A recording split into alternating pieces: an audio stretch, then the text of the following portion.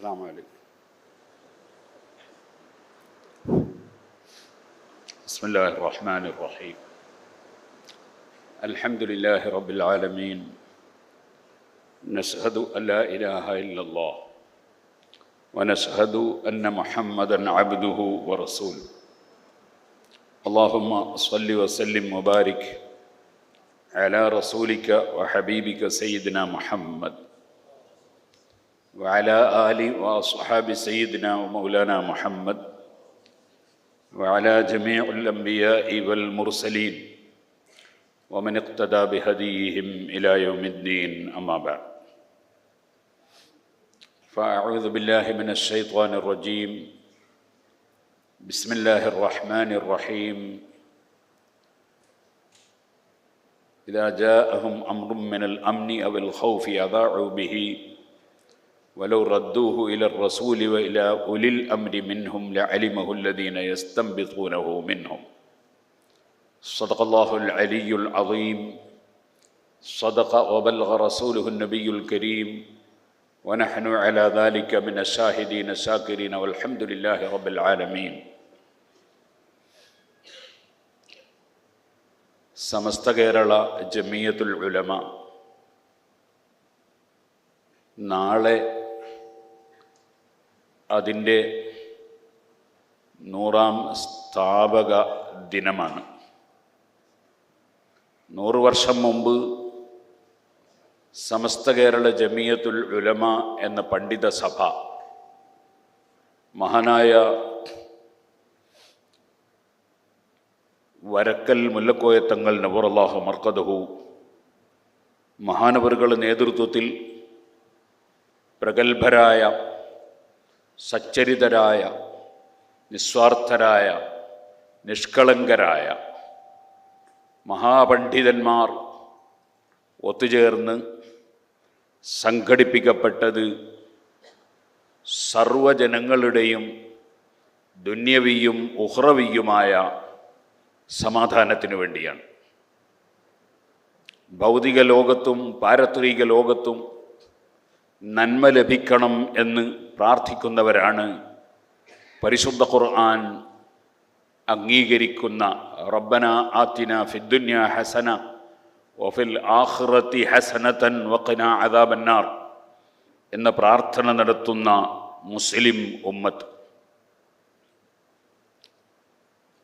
ഇവിടെ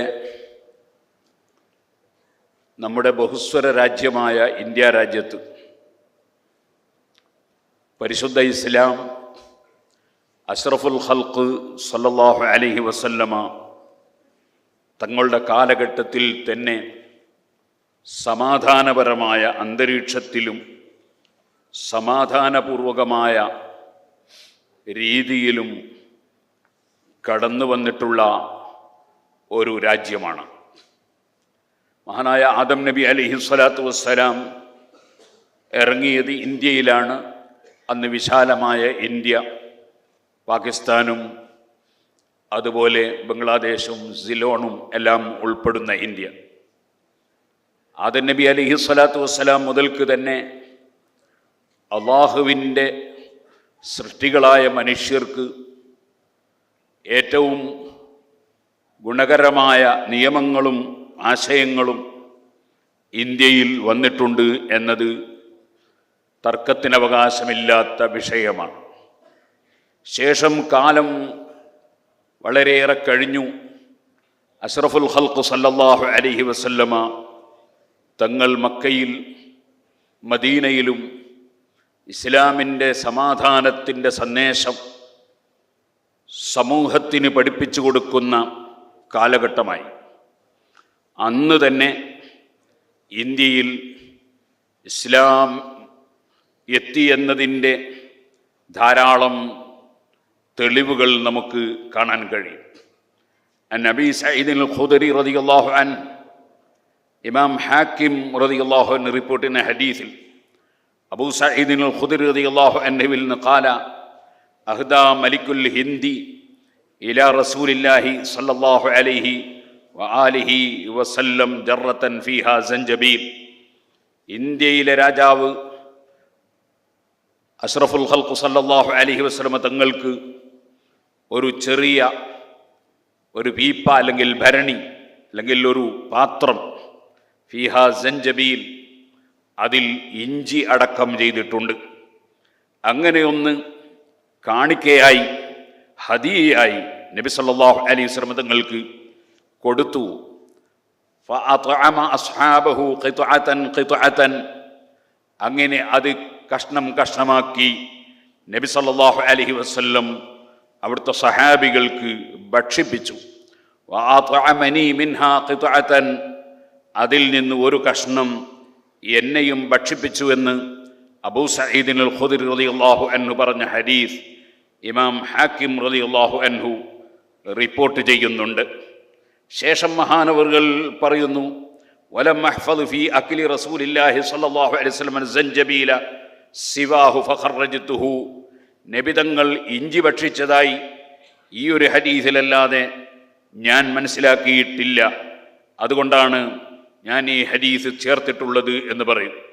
അപ്പം നബി സല്ലല്ലാഹു അലൈഹി വസല്ലം തങ്ങൾക്ക് നമ്മുടെ ഇന്ത്യയിൽ നിന്ന്, അത് നമ്മുടെ വയനാട്ടിൽ നിന്നാണോ നാട്ടിൽ നിന്നാണോ എവിടെ നിന്നാണെന്ന് നമുക്കറിയില്ല, ഏതായിരുന്നാലും ഇഞ്ചി കൊണ്ട് കൊടുത്ത രാജാവിൻ്റെ നാട്ടുകാരാണ് ഇന്ത്യ രാജ്യത്തുള്ള ജനങ്ങൾ.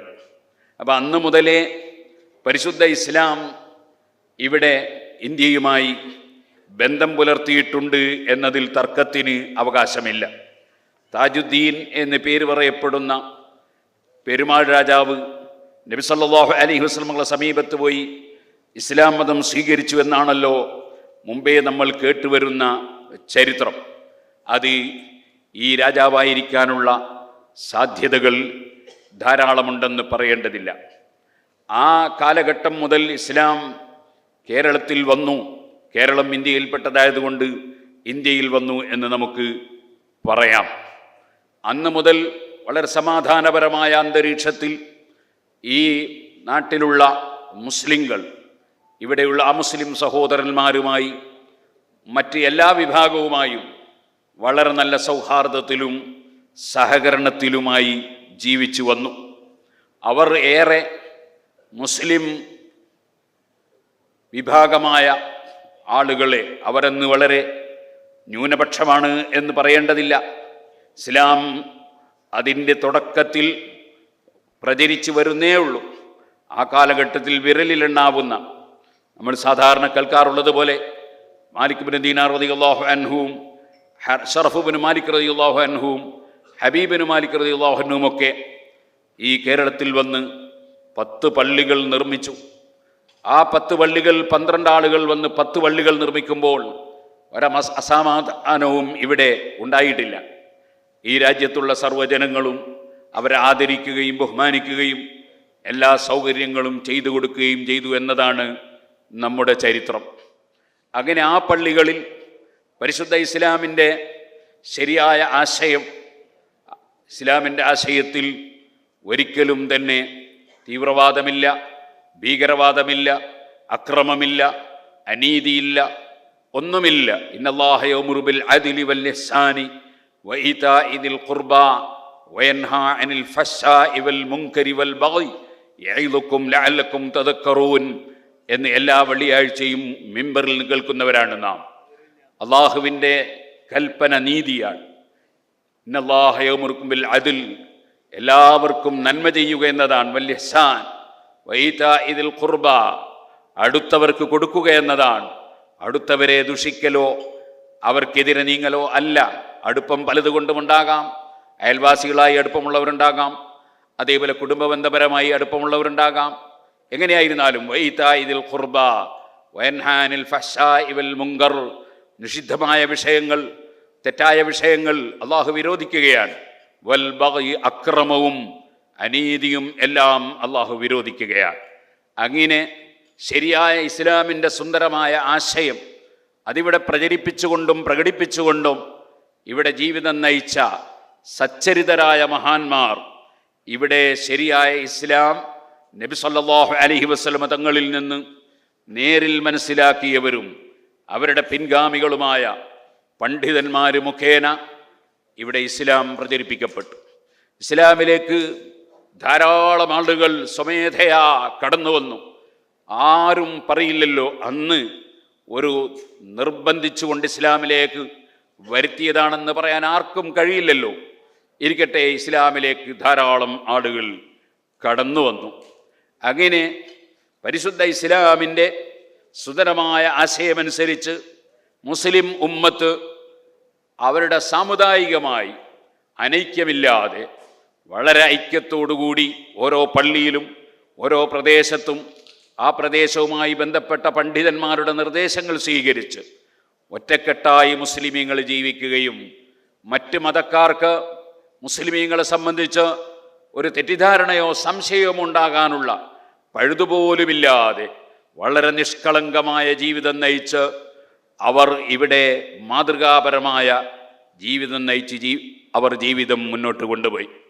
അങ്ങനെ ഇരിക്കുമ്പോഴാണ് നമുക്കറിയാം മഹാനായ സൈനുദ്ദീൻ മഖ്ദൂം റളിയല്ലാഹു അൻഹു അവിടുത്തെ അജീബത്തുൽ അജീബ എന്ന ഗ്രന്ഥത്തിൽ ഒരു ചോദ്യവും മറുപടിയും ഉദ്ധരിച്ചതായി കാണാം. ആ ചോദ്യത്തിൽ പറയുന്നത്, ഞങ്ങളെ മലബാർ പ്രദേശത്തുള്ള ഭരണാധികാരികൾ അവർ അമുസ്ലിമീങ്ങളാണ്, അവരുടെ കീഴിലായി ജീവിക്കുന്നവരാണ് പ്രദേശത്തുള്ള മുസ്ലിം സഹോദരന്മാർ. പക്ഷേ മുസ്ലിം സഹോദരന്മാർക്ക് വലിയ ആദരവും അംഗീകാരവും എല്ലാം ആ ഭരണാധികാരികൾ നൽകുന്നുണ്ട്. ആ ഭരണാധികാരികളെ സപ്പോർട്ട് ചെയ്തുകൊണ്ട് മുസ്ലിമീങ്ങൾ ഇവിടെ ജീവിക്കുന്നുമുണ്ട്. അങ്ങനെ ജീവിക്കുമ്പോൾ ആ അമുസ്ലിമീങ്ങളായ ഭരണാധികാരികൾ നിശ്ചയിക്കുന്ന ജഡ്ജിമാരെയും അവരുടെ നിയമപാലകന്മാരെയും എല്ലാം അനുസരിക്കേണ്ടതുണ്ടോ എന്നാണ് മഹാനായ സൈനുദ്ദീൻ മഖ്ദൂം റളിയല്ലാഹു അൻഹു ഇബ്നു ഹജറുൽ ഹൈതമി അല്ലെങ്കിൽ അബ്ദുൽ അസീസ് സംസമി തുടങ്ങിയിട്ടുള്ള അതുപോലുള്ള വലിയ വലിയ ഉസ്താദുമാരായ പണ്ഡിതന്മാരോട് സംശയം ചോദിക്കുന്നത്. ആ ചോദ്യത്തിന് അവരെല്ലാം മറുപടി പറയുന്നത്, നിങ്ങളവിടെ അതേ രൂപത്തിൽ സമാധാനപരമായി ആ അമുസ്ലിം സഹോദരന്മാരായ ഭരണാധികാരികൾക്ക് സപ്പോർട്ട് ചെയ്തുകൊണ്ട് നിങ്ങൾക്കവിടെ ഇസ്ലാമും അതുപോലെ ഇസ്ലാമിൻ്റെ ആശയങ്ങളും അനുസരിച്ച് ജീവിക്കാൻ സ്വാതന്ത്ര്യം ലഭിക്കുമ്പോൾ നിങ്ങൾ അതേ രൂപത്തിൽ തന്നെ ജീവിച്ചു കൊള്ളുക എന്നാണ് മുസ്ലിം പണ്ഡിതന്മാരായ ആധികാരികമായി ഇസ്ലാം മതം പറയാൻ കഴിവുള്ള പണ്ഡിതന്മാർ അന്ന് നൽകിയ മറുപടി എന്ന് ഇന്നും നമുക്ക് ആ ഗ്രന്ഥങ്ങളിൽ വായിക്കാൻ സാധിക്കും. അതുകൊണ്ട് തന്നെ നമ്മുടെ ഇന്ത്യ രാജ്യത്ത്, നമ്മുടെ കേരളത്തിൽ ഒരിക്കലും ഒരു തീവ്രവാദമോ ഭീകരവാദമോ ഒന്നും തലപൊക്കാതെ ഇവിടെയുള്ള മുസ്ലിങ്ങളും അമുസ്ലിങ്ങളുമെല്ലാം സൗഹാർദ്ദത്തിൽ, ഒരു ഭാഗത്ത് അതേ കുഞ്ഞായി മുസ്ലിയാരും മങ്ങാട്ട് അച്ഛനും, ഒരു ഭാഗത്ത് ജിഫിരിത്തങ്ങളും, ഇപ്പുറത്ത് സാമൂതിരി രാജാവും, അങ്ങനെ എല്ലാവരും പരസ്പരം ഉൾക്കൊണ്ട് വളരെ സൗഹാർദ്ദത്തോടുകൂടി ജീവിച്ചു വരികയായിരുന്നു ഇന്ത്യ രാജ്യത്ത്, പ്രത്യേകിച്ച് നമ്മുടെ കേരളത്തിൽ. അങ്ങനെ ജീവിച്ചു വരുമ്പോൾ ഇവിടെ ബ്രിട്ടീഷുകാർ ഈ രാജ്യം കൈയടക്കി, പോർച്ചുഗീസുകാർ കൈയടക്കി. അങ്ങനെ അവർ ഇവിടെ നമ്മുടെ രാജ്യത്തെ അസ്ഥിരപ്പെടുത്താനും രാജ്യത്തെ നശിപ്പിക്കാനുമുള്ള പല ശ്രമങ്ങളും നടത്തുകയും നമ്മുടെ രാജ്യം കട്ടുമുടിക്കാൻ വേണ്ടി ശ്രമിക്കുകയും രാജ്യത്തിന് ഒരുപാട് ആഘാതങ്ങൾ ഏൽപ്പിക്കുകയും ചെയ്തു എന്നത് ഒരു വസ്തുതയാണ്. അവർ ഈ രാജ്യത്തെ ആളുകളെ ഭിന്നിപ്പിച്ച് അവരുടെ ഭരണം കൊണ്ടുപോകണമെന്ന് ആഗ്രഹിച്ചു. അതിനു വേണ്ടി മതപരമായ സ്പർദ്ധയും അതുപോലെ വർഗീയതയുമൊക്കെ ഇളക്കിവിടാനുള്ള പരിശ്രമങ്ങൾ ഈ രാജ്യം കയ്യിലാക്കി അത് എന്നും നിലനിർത്തിക്കൊണ്ടുപോകാമെന്ന് വിചാരിച്ച ആ ആംഗ്ലേയരായ ആളുകൾ ചെയ്തപ്പോൾ അതിൻ്റെ ഭവിഷ്യത്ത് നമ്മുടെ രാജ്യം പിൽക്കാലത്ത് അനുഭവിക്കേണ്ടി വന്നു. ആ കക്ഷികൾ ഇവിടെ പ്രവർത്തിച്ചു കൊണ്ടിരിക്കുന്ന കാലഘട്ടത്തിൽ അവരുടെ തന്നെ ചില വിഷവിത്തുകൾ ഇവിടെ പാകുകയുണ്ടായി. അങ്ങനെയാണ് യാതൊരു അനൈക്യവുമില്ലാത്ത മുസ്ലിങ്ങൾക്കിടയിൽ മുസ്ലിം ഐക്യസംഘം എന്ന പേരിൽ ഒരു സംഘടന രൂപീകരിക്കാൻ ചിലർ മുന്നോട്ട് വന്നത്. അനൈക്യമില്ലാത്ത മുസ്ലിമീങ്ങൾക്കിടയിൽ എന്തിനാണ് ഒരു മുസ്ലിം ഐക്യസംഘം രൂപീകരിക്കുന്നത്? ഉള്ള ഐക്യം തകർക്കാൻ വേണ്ടിയായിരുന്നു അവരുടെ ആ പരിശ്രമം. അങ്ങനെ അവർ എന്തു ചെയ്തു? അവർ മുസ്ലിമീങ്ങൾ വിശ്വസിച്ചു വരുന്ന വിശ്വാസങ്ങളെ ചോദ്യം ചെയ്തു. മുസ്ലിമീങ്ങൾ നടന്നു വരുന്ന ആചാരങ്ങളെ ചോദ്യം ചെയ്തു. നേരത്തെ സഹാബികളുടെ കാലഘട്ടം മുതൽക്ക് നിർമ്മിച്ച പള്ളികളിൽ നടന്നു വന്ന നിസ്കാരത്തിൻ്റെ ഖുതുബയുടെ ഭാഷ മാറ്റണം എന്നവർ വാദിച്ചു. അവിടെ മക്ക മദീന അടക്കം നബി സല്ലല്ലാഹു അലൈഹി വസല്ലമയുടെ സഹാബികൾ നബിതങ്ങളിൽ നിന്ന് കണ്ടു മനസ്സിലാക്കി നടപ്പാക്കിയ നിസ്കാരത്തിൻ്റെ എണ്ണം വെട്ടിച്ചുരുക്കണം എന്നവർ വാദിച്ചു. നബി സല്ലല്ലാഹു അലൈഹി വസല്ലം തങ്ങളുടെ സഹാബികൾ ഒന്നടങ്കം ഉമർ ഇബ്നുൽ ഖത്താബ് റളിയല്ലാഹു അൻഹുവിൻ്റെ ഭരണകാലത്ത് ആർക്കും സംശയത്തിന് അവകാശമില്ലാത്ത വിധം പ്രഖ്യാപിച്ച 3 തലാഖ് ഒന്നേ സംഭവിക്കുകയുള്ളൂ എന്ന് അവർ ഒരു പുതിയ നിയമം കൊണ്ടുവന്ന് കുടുംബകലഹമുണ്ടാക്കാൻ വേണ്ടി അവർ പരിശ്രമിച്ചു. ഇതേപോലെ തന്നെ മുസ്ലിമീങ്ങൾ എപ്പോഴും അവരുടെ ഒരാഴ്ചക്കാലത്തെ എന്തെങ്കിലും പാപങ്ങളുണ്ടെങ്കിൽ പൊറുപ്പിക്കുന്ന ദിവസമാണ് വെള്ളിയാഴ്ച ദിവസം. അന്നത്തെ ദിവസത്തിൽ ഏറ്റവും വലിയ പുണ്യകർമ്മമായ ജുമുഅ അത് നഷ്ടപ്പെടുത്താൻ ആവശ്യമായ പദ്ധതികൾ രൂപീകരിച്ചു. അന്ന് മാത്രമല്ല, ഉസ്മാൻ ഇബ്നു അഫ്ഫാൻ റളിയല്ലാഹു അൻഹുവിൻ്റെ കാലത്ത് നടപ്പാക്കിയതും നബി സല്ലല്ലാഹു അലൈഹി വസല്ലം വഫാത്തിന് മുമ്പ് തന്നെ എന്ത് തർക്കങ്ങളുണ്ടെങ്കിലും എൻ്റെ ഖുലഫാഉർ റാഷിദീങ്ങളെ പിന്തുടരണമെന്ന് കൃത്യമായി പഠിപ്പിച്ചിരിക്കെ ആ ഖുലഫാഉർ റാഷിദീങ്ങളിൽപ്പെട്ട പ്രഗത്ഭനായ ഉസ്മാൻ ഇബ്നു അഫ്ഫാൻ റളിയല്ലാഹു അൻഹു നടപ്പാക്കി സ്ഥിരപ്പെട്ടതാണെന്ന് ഇമാം ബുഖാരി റിപ്പോർട്ട് ചെയ്ത ഹദീസിൽ രേഖപ്പെടുത്തിയ ജുമഅയുടെ 2 ബാങ്ക് ഒന്ന് വെട്ടിച്ചുരുക്കി. അതേപോലെ അവർ ഓരോ കാര്യങ്ങൾ, ഇസ്ലാമിൻ്റെ ആശയങ്ങൾ അവർ വെട്ടിച്ചുരുക്കിക്കൊണ്ടേയിരുന്നു.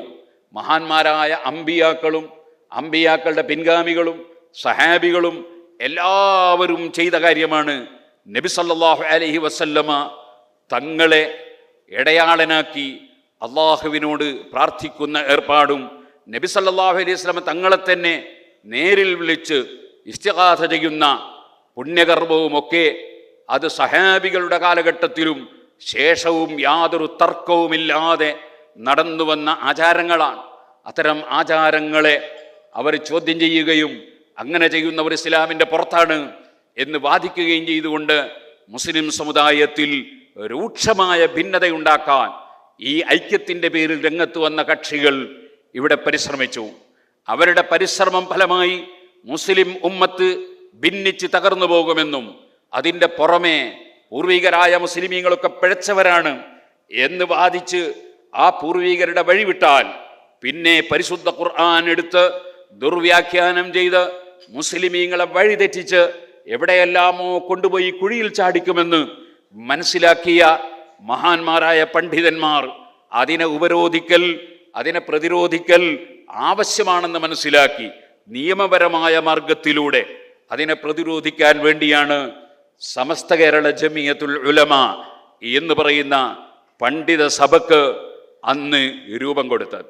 ആ മഹത്തായ പണ്ഡിത സഭ രൂപീകരിക്കപ്പെട്ടതിന് ശേഷം ഇവിടെ എന്തെല്ലാം നാശങ്ങളാണോ ബ്രിട്ടീഷുകാർ ചെയ്തു വെച്ചത്, അതിൻ്റെ പേരിൽ കേരളത്തിലെ മുസ്ലിങ്ങൾ എന്തെല്ലാം യാതനകളാണോ വേദനകളാണോ സഹിച്ചു കൊണ്ടിരിക്കുന്നത്. നമുക്കറിയാം, എത്രയോ മുസ്ലിമീങ്ങളെ ഈ കേരളത്തിൽ നിന്ന് അന്തമാനിലേക്ക് നാട് കടത്തിയിട്ടുണ്ട്. ഇവിടെയുള്ള എത്രയോ ജനങ്ങളെ വെടിവെച്ച് കൊന്ന് ഈ നാട്ടിലുള്ള ആളുകളുടെ എല്ലാം വീടുകളിൽ ധാരാളം വിധവകളെയും അനാഥകളെയും സൃഷ്ടിക്കപ്പെട്ടിട്ടുണ്ട്. പള്ളികൾ അതുപോലെ തന്നെ ബുൾഡോസർ വെച്ച് അല്ലെങ്കിൽ ബോംബ് വെച്ച് അല്ലെങ്കിൽ വെടിയുണ്ട ഉതിർത്ത് തകർക്കപ്പെട്ടിട്ടുണ്ട്. ഇങ്ങനെ ഒരുപാട് പ്രയാസങ്ങൾ മുസ്ലിം ഉമ്മത്ത് അനുഭവിക്കുന്ന കാലഘട്ടത്തിലാണ് മുസ്ലിം ഉമ്മത്തിനെ ഛിന്ന ഭിന്നമാക്കാൻ വേണ്ടി ഈ മുസ്ലിം ഐക്യസംഘം എന്ന പേരിൽ ആ സംഘടന രൂപീകരിച്ച് ഇവിടെ പ്രശ്നങ്ങൾ സൃഷ്ടിക്കാൻ ഒരു ചെറിയ വിഭാഗം ആളുകൾ ഏതോ കക്ഷികളെ തൃപ്തിപ്പെടുത്താൻ വേണ്ടി നമ്മുടെ ഉമ്മത്തിനെ നശിപ്പിക്കാൻ വേണ്ടിയുള്ള പരിശ്രമവുമായി രംഗത്ത് വന്നത്. ഇവിടെ ദുന്യവിയായ വിഷയത്തിൽ മുസ്ലിമീങ്ങൾക്കുള്ള പ്രശ്നം, അതേപോലെ തന്നെ ദീനിയായ വിഷയത്തിൽ മുസ്ലിമീങ്ങൾ ആശയം തകർക്കുന്ന വിഷയം, ഈ 2 ഭീഷണികളെയും നേരിടാൻ ഒരുമിച്ച് നിൽക്കലല്ലാതെ നിർവാഹമില്ലെന്ന് മനസ്സിലാക്കി അതുവരെ അവർ മനസ്സുകൊണ്ടൊന്നിച്ചവരാണ്. അവരെല്ലാവരും പറഞ്ഞിരുന്ന പണ്ഡിതന്മാരെല്ലാം കേരളത്തിൻ്റെ വിവിധ ഭാഗങ്ങൾ പറഞ്ഞ ആശയമൊന്നാണ്. ആശയത്തിന് വ്യത്യാസമൊന്നും ഉണ്ടായിരുന്നില്ല. അവരവരുടെ മുൻഗാമികളായ മഖ്ദൂമുമാരിൽ നിന്നും മുൻഗാമികളായ സാദാത്തുക്കളിൽ നിന്നും മുൻഗാമികളായ ആലിമീങ്ങളിൽ നിന്നും അവർ പകർത്തിയെടുത്തത് തന്നെയായിരുന്നു കേരളത്തിലെ മുഴുവൻ പണ്ഡിതന്മാരും സ്വീകരിച്ചിരുന്നത്. പക്ഷേ അവർക്ക് ഒരു സംഘടന എന്ന രൂപത്തിലുള്ള ഒരു ആവശ്യം നേരത്തെ ഉണ്ടായിരുന്നില്ല. അവരവർ പറയുന്നത് ആ ഭാഗത്തുള്ള ഉലമാക്കൾ കേൾക്കും, അംഗീകരിക്കും, അതിനെ മറ്റുള്ള ഉലമാക്കൾ സപ്പോർട്ട് ചെയ്യും. അങ്ങനെയാണ് ജീവിച്ചു വന്നിരുന്നത്. പക്ഷേ അത് പോരാ. സംഘടനയിലൂടെ ദീനിനെ തകർക്കുന്നു, മുസ്ലിങ്ങളുടെ ഭൗതികമായ ഉയർച്ചകൾ തകർക്കുന്നു, മറ്റ് മതക്കാരെയും മതമില്ലാത്തവരെയും ഒക്കെ ഇസ്ലാമിനെ സംബന്ധിച്ച് തെറ്റിദ്ധാരണ സൃഷ്ടിച്ച് മുസ്ലിമീങ്ങളെ പ്രതിക്കൂട്ടിലാക്കാൻ ശ്രമിക്കുന്നു എന്ന് ബോധ്യപ്പെട്ടപ്പോൾ അതിനെ പണ്ഡിത നിരയിലൂടെ അതിനെ പരാജയപ്പെടുത്തണമെന്ന് മനസ്സിലാക്കി മുസ്ലിങ്ങൾക്ക് ആവശ്യമായ അസ്തിത്വം ഉണ്ടാക്കാനും മുസ്ലിങ്ങൾക്ക് ആവശ്യമായ വിദ്യാഭ്യാസ രംഗത്തും മറ്റ് വിഷയങ്ങളിലും എല്ലാം മുസ്ലിമീങ്ങളെ പുരോഗതിയും ലക്ഷ്യം വെച്ചുകൊണ്ടാണ് സമസ്ത കേരള ജമിയത്തുൽ ഉലമ എന്ന മഹത്തായ സംഘടന രൂപീകരിച്ചത്. അങ്ങനെ വലിയ വലിയ മുന്നേറ്റങ്ങൾ നടത്താൻ നമ്മുടെ മഹാന്മാരായ പണ്ഡിതന്മാർക്ക് സാധിച്ചു. 1926 മുതൽ 1950 വരെ ബിദ്അത്തിന്റെ നാമ്പ് എടുക്കാൻ സാധിക്കാത്ത വിധം, അഥവാ അവർ ഉദ്ദേശിച്ച ലക്ഷ്യം നേടാൻ കഴിയാത്ത വിധം, അവരെ തലപൊക്കാൻ അനുവദിക്കാത്ത വിധം വളരെ ശക്തമായ പ്രതിരോധമായിരുന്നു നമ്മുടെ പണ്ഡിത സഭ നടത്തിയിരുന്നത്. അതിനവർ സ്വീകരിച്ചിരുന്ന മാർഗം സമാധാനപരമായ അന്തരീക്ഷത്തിലുള്ള ഏറെ സമ്മേളനങ്ങളായിരുന്നു. ആ സമ്മേളനങ്ങളിലൂടെയാണ് അന്നവരേറെ ആശയങ്ങൾ ജനമധ്യത്തിൽ ഇട്ടുകൊടുക്കുകയും ജനങ്ങളെ ഉത്ബുദ്ധരാക്കുകയും ഈ തെറ്റായ പ്രവണതയിൽ നിന്ന് ജനങ്ങളെ മാറ്റിയെടുക്കാൻ വേണ്ടിയുള്ള ശ്രമം നടത്തുകയും ചെയ്യുന്നത്. 1926 മുതൽ തുടങ്ങിയ ഈ പ്രശ്നങ്ങളെ അഭിമുഖീകരിക്കാൻ വേണ്ടി 1929 തന്നെ ഒരു പത്രം സമസ്ത കേരള ജമിയത്തുൽ ഉലമയുടെ കീഴിൽ തുടങ്ങിയിരുന്നു. അതിൻ്റെ പേരാണ് അൽ ബയാൻ പത്രം. ഈ അടുത്ത് പരിശുദ്ധ റമദാനിൻ്റെ തൊട്ട് മുമ്പ് അൽ ബയാൻ വലിയ ഒരു ചർച്ചയായിരുന്നു. അൽ ബയാനിലുള്ള വാചകം വളച്ചൊടിച്ച് ദുർവ്യാഖ്യാനം ചെയ്ത് ആളുകളുടെ സക്കാത്ത് തട്ടിയെടുക്കണം എന്ന് ഉദ്ദേശിച്ചവർ അവസാനം അവർ മാളത്തിൽ ഒളിക്കുകയാണ് ചെയ്തത് എന്ന് ഈ അടുത്തുള്ള സംഭവം തന്നെ നമുക്ക് സാക്ഷിയാണ്. അതെന്നും അങ്ങനെ തന്നെയായിരുന്നു.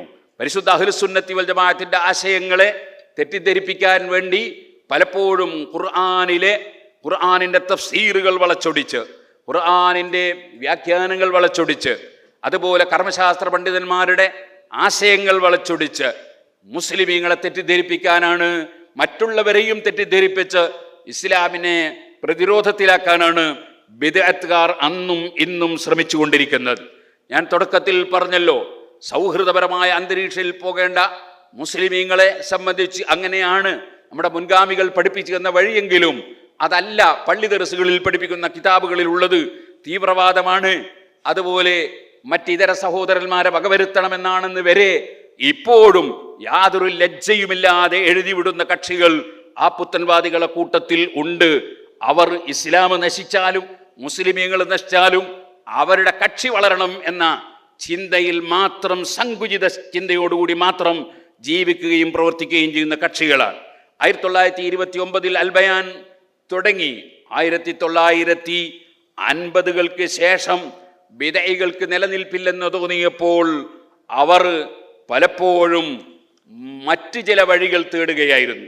അവർക്ക് നേർക്കുനേരെ സമസ്തയെ നേരിടാൻ കഴിയില്ല, സുന്നത്ത് ജമാഅത്തിന്റെ പ്രമാണങ്ങളെ നേരിടാൻ കഴിയില്ല. അപ്പോൾ പിന്നെ വളഞ്ഞ വഴിയിലൂടെ അവർ വേറെ ചില ആളുകളുടെ കൂട്ടത്തിൽ കയറിക്കൂടി അവർ മുഖേന ഉന്നത സ്ഥാനങ്ങൾ പിടിച്ചു പറ്റി അതിലൂടെ സുന്നത്ത് ജമാഅത്തിനെ തകർക്കാനും സുന്നത്ത് ജമാഅത്തിന്റെ പള്ളികൾ പിടിച്ചെടുക്കാനുമുള്ള പരിശ്രമങ്ങൾ നടത്തിയെന്നത് കേരളത്തിൻ്റെ ഒരു ചരിത്രമാണ്. അതാരും മൂടിവെച്ചത് കൊണ്ട് കാര്യമില്ല.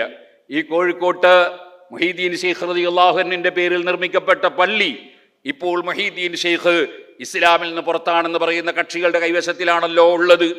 അതേപോലെ അബുൽ ഹസൻ ഷാദുലി റളിയല്ലാഹു അൻഹുവിന്റെ പേരിൽ നിർമ്മിക്കപ്പെട്ട ഷാദുലി പള്ളി, ആ ഷാദുലി തരീഖത്തിനെ ഏറ്റവും കൂടുതൽ എതിർക്കുന്ന കക്ഷികളുടെ കൈവശത്തിലാണല്ലോ ഉള്ളത്. ഇതെങ്ങനെയാണ് അവരുടെ കയ്യിലേക്ക് പോയതെന്ന് എല്ലാവർക്കും അറിയാം.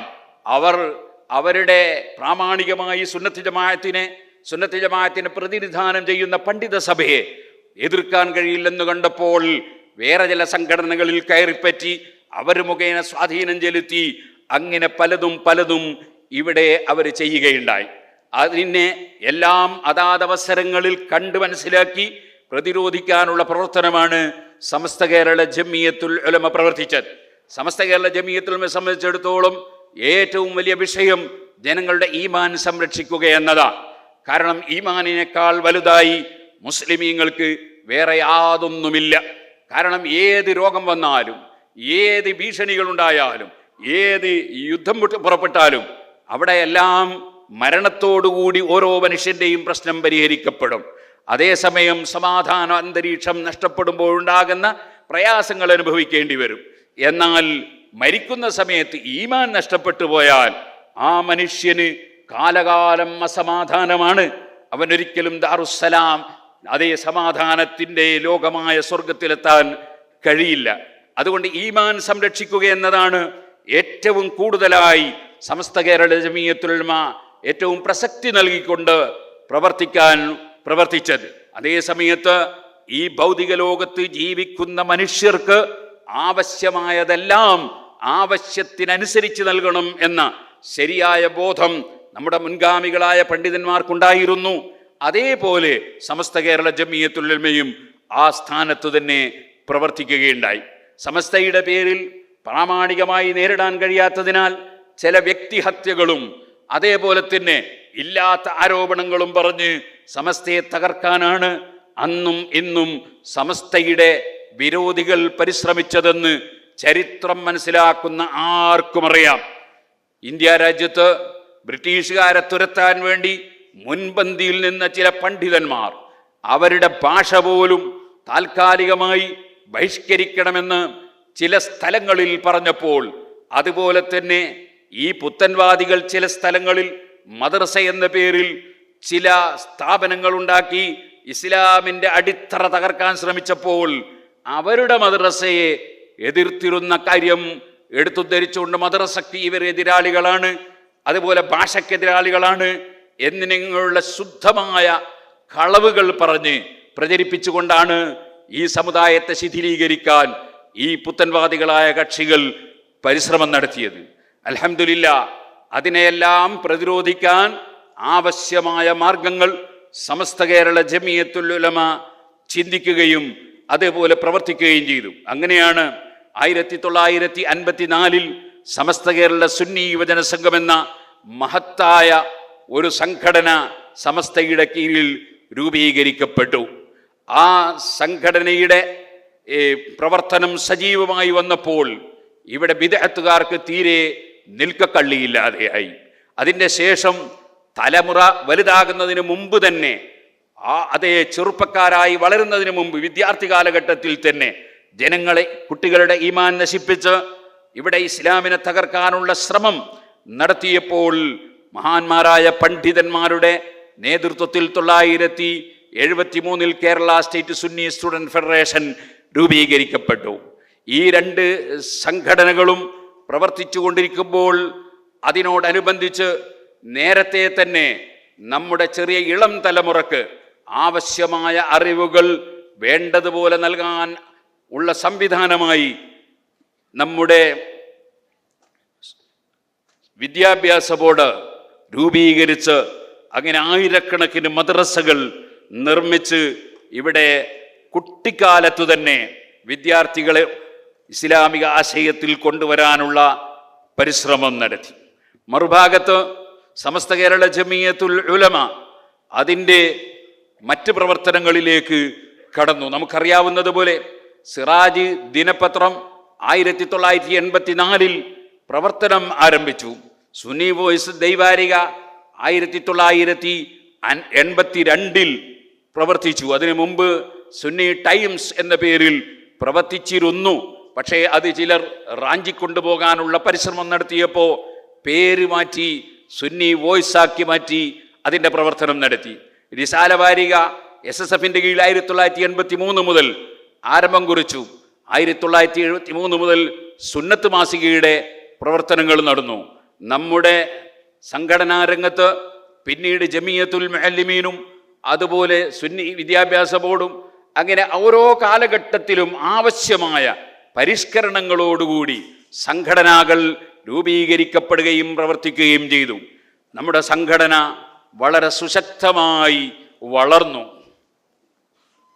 മഹാനായ ശൈഖുന ഉസ്താദ് അവറുകൾ, നമ്മുടെ നേതാക്കൾ നമ്മുടെ ഈ മഹത്തായ വേദിയിലേക്ക് വന്നുകൊണ്ടിരിക്കുന്നു. അള്ളാഹു അവരുടെ ദീർഘായുസ് കൊണ്ടും ആഫിയത്ത് കൊണ്ടും ഹിമ്മത്ത് കൊണ്ടും ഈ ഉമ്മത്തിന് എല്ലാവർക്കും ഈ രാഷ്ട്രത്തിനും വലിയ അനുഗ്രഹം നൽകുമാറാകട്ടെ എന്ന് നമ്മൾ പ്രാർത്ഥിക്കുന്നു.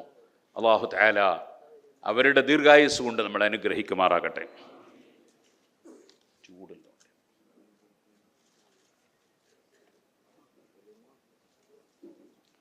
അല്ലാഹു അക്ബർ, അല്ലാഹു അക്ബർ, അല്ലാഹു അക്ബർ, അല്ലാഹു അക്ബർ, ലാ ഇലാഹ ഇല്ലല്ലാഹു വല്ലാഹു അക്ബർ, അല്ലാഹു അക്ബർ വലില്ലാഹിൽ ഹംദ്.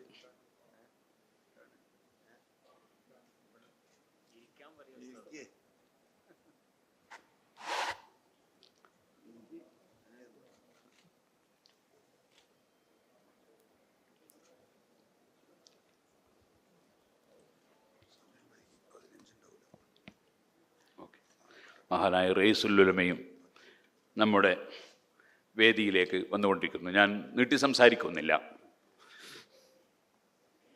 അല്ലാഹു അക്ബർ, അല്ലാഹു അക്ബർ, വഅലൈക്കും അസ്സലാം. അൽഹംദുലില്ലാ. എല്ലാവർക്കും ഇരിക്കാം.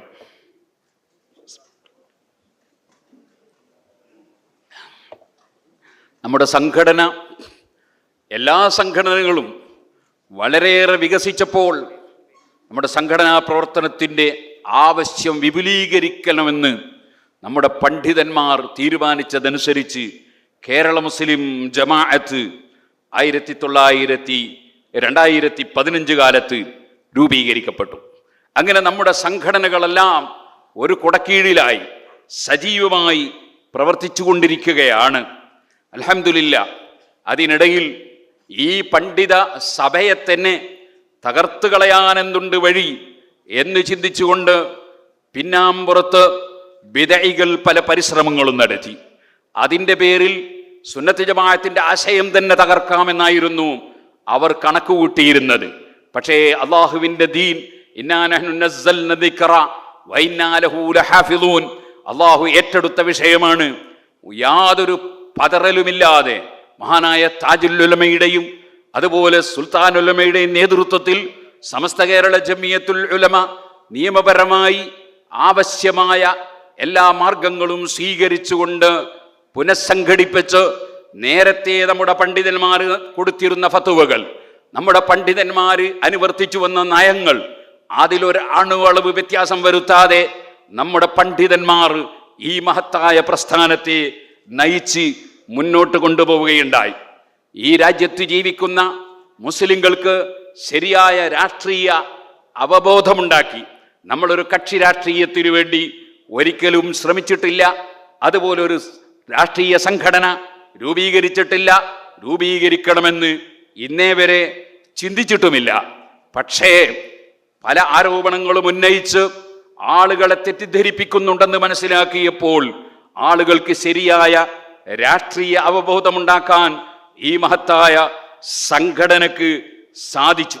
ഇവിടെ മുസ്ലിങ്ങളെ തെറ്റിദ്ധരിപ്പിക്കപ്പെടാവുന്ന വിധം നമ്മുടെ ഈ ബഹുസ്വര രാജ്യത്ത് ഒരു പ്രത്യേക മതത്തിൻ്റെ കീഴിലുള്ള രാഷ്ട്രീയ പ്രവർത്തനമായി, ഒരു മതരാഷ്ട്രവാദമായി ആരെങ്കിലും രംഗത്ത് വന്നെങ്കിൽ അവരെ എല്ലാം ശരിക്കും സമൂഹത്തിന് ബോധ്യപ്പെടുത്തി ഇസ്ലാമും മുസ്ലിമീങ്ങളും പ്രതിരോധത്തിലാകാത്ത വിധം എല്ലാവർക്കും ശരിയായ ഇസ്ലാം എന്താണെന്ന് പഠിപ്പിച്ചു കൊടുക്കാൻ നമ്മുടെ സംഘടനക്ക്, നമ്മുടെ മുൻഗാമികളായ പണ്ഡിതന്മാർക്ക്, നേതൃത്വം നൽകുന്നവർക്ക് സാധിച്ചു.